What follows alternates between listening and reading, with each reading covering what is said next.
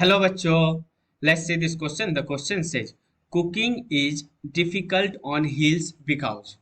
Question कह रहा है कि हिल्स पे, पहाड़ पे कुकिंग डिफिकल्ट होता है, ऐसा क्यों? तो पहले इसका की कॉन्सेप्ट समझते हैं.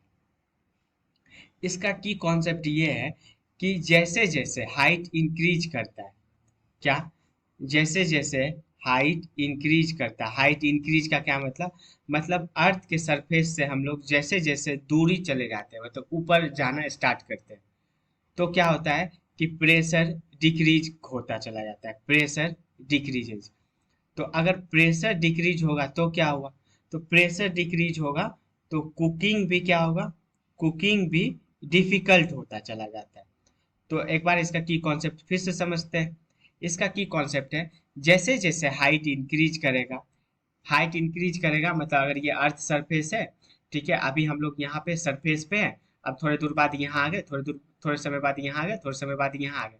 तो इस पूरे केस में क्या हो रहा है, हाइट जो है वो इंक्रीज कर रहा है. तो जैसे जैसे हाइट इंक्रीज करेंगे तो जो प्रेशर होगा वो डिक्रीज होगा. मान लो इस पॉइंट का प्रेशर P1 हुआ, इस पॉइंट का प्रेशर P2 हुआ, इस पॉइंट का प्रेशर P3 हो गया. तो P1 जो है greater than P2 greater than P3. क्यों ऐसा क्यों होगा? क्योंकि हाइट इंक्रीज करेगा, हम लोग ऊपर की तरफ जाएंगे और प्रेशर घटता चला जाएगा. तो इसलिए जो सबसे नजदीक होता है अर्थ सरफेस के, वहां पे एटमॉस्फेरिक प्रेशर सबसे ज्यादा होता है. तो देखो, की कॉन्सेप्ट हो गया कि जैसे जैसे हाइट इंक्रीज करेगा प्रेशर डिक्रीज करेगा, और प्रेशर डिक्रीज करेगा तो कुकिंग भी डिफिकल्ट होगा. तो अब देखो, कुकिंग डिफिकल्ट क्यों होता है हिल्स पे? अब हिल्स है तो हिल्स तो सरफेस पे होता है नहीं.